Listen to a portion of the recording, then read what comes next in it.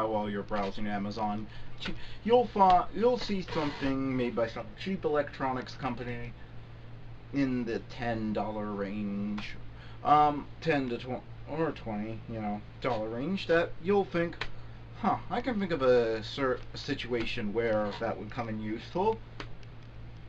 For me, this is one of those things.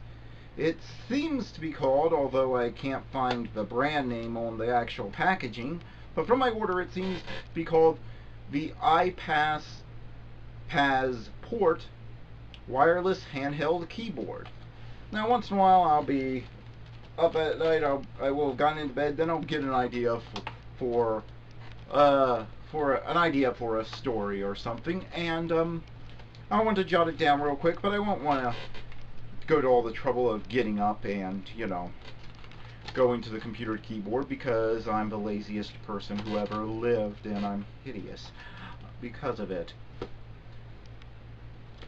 And so this seemed like something that might come in handy for that. Is it? Well, let's open it up and see. Okay, it comes in one of these clamshell case things that I normally get a bunch of cuts on my hand when I try to open them, cutting them open with a pair of scissors. But thankfully, for something that comes in the $10 to $15 range on Amazon, it's actually not in one of those cheapo ones. It's in one of the ones that opens up, so that's nice. You don't have to damage the packaging. And it's interesting that it says on the back that this is the updated version for 2015, so I guess these have been around longer than I was aware, and I just haven't come across them yet. So, opening it up, find a user manual here with instructions in both English and what I think is Chinese. I'm not exactly sure. I'm not exactly sure what the difference is between the characters in those languages. I suspect they have the same trouble with us in Russian, since Russia looks almost exactly like ours, only they put some of the letters backwards and such. It's okay. It explains things. There are a few pronouns missing, but I've had far worse booklets come with stuff. There's a charging cable. It goes into one of those older mini USB slots. Those bigger ones that you don't see anymore because, hey, they're halfway between the full size and the size we use now, so what's the point?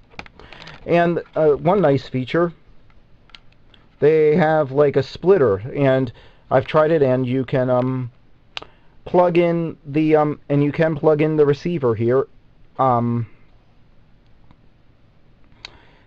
because it works.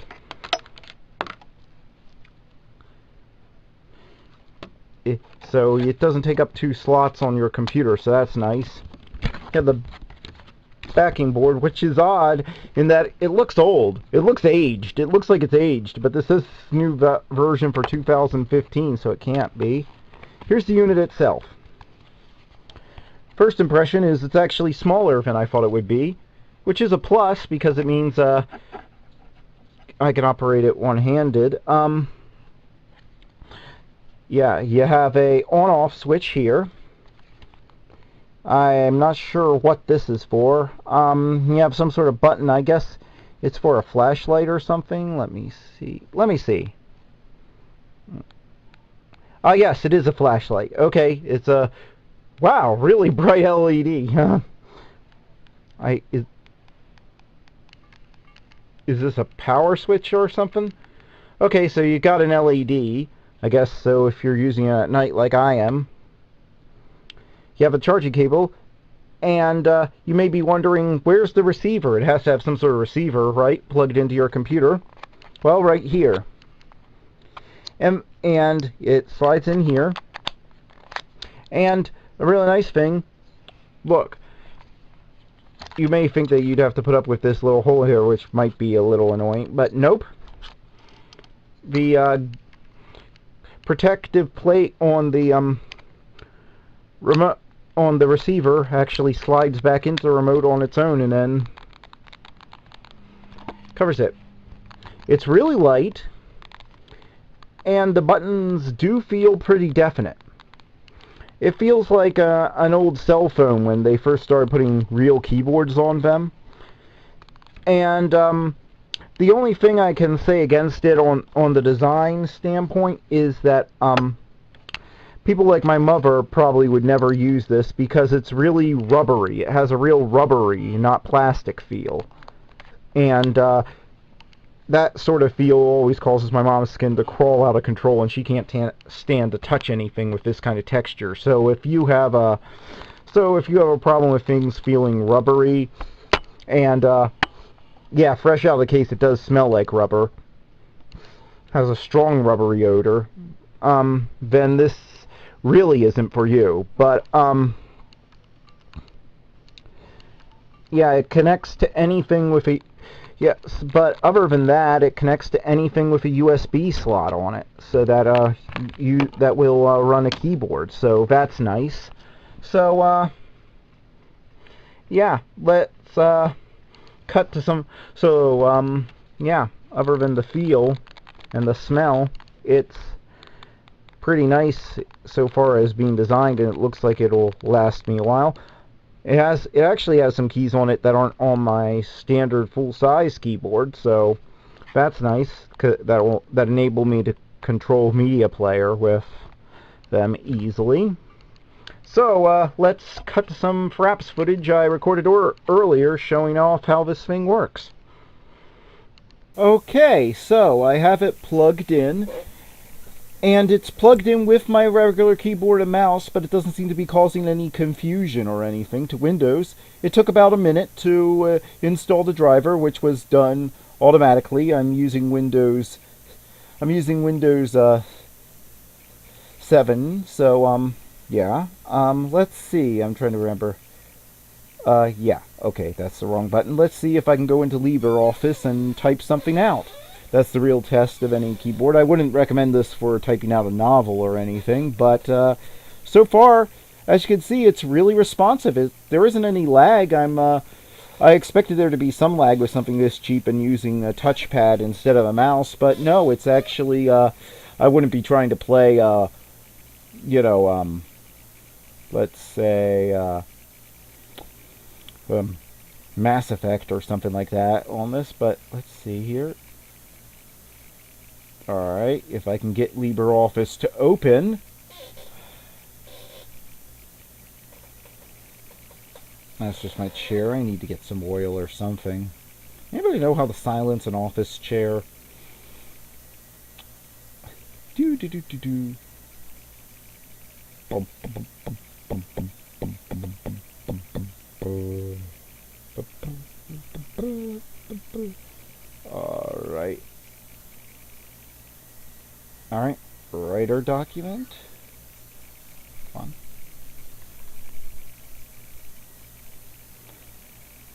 And just keep forgetting to double click here. Alright, let's see here. Let's try and use tab, right? It's detecting it.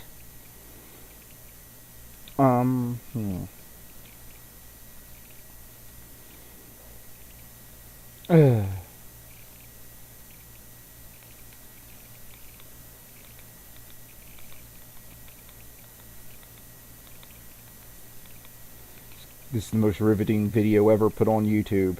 I have caps lock on because of my because that's my capture key I didn't think about. Yeah, as you can see, I'm typing fairly quickly. I'm not very good with little key stuff like this, but all the buttons are working and they're responsive, and yeah, I'm impressed. Yeah, this is, yeah, you can use this for, pretty much anything. This is, surprising, but, yeah, if you can get past the cheap, feel of it, if that doesn't bother you, if that doesn't make your skin crawl, then yes, this is very usable. I don't know who iPazzPort is. They're probably some Chinese or Hong Kong company, but this is very good. Yeah, I'll definitely be using this in future. So yeah, I give the if it weren't for the feel of a plastic, which that can't be helped in something this cheap, this would be just perfect. There isn't anything wrong with it. So yeah, if you're in the market for something like this, get it.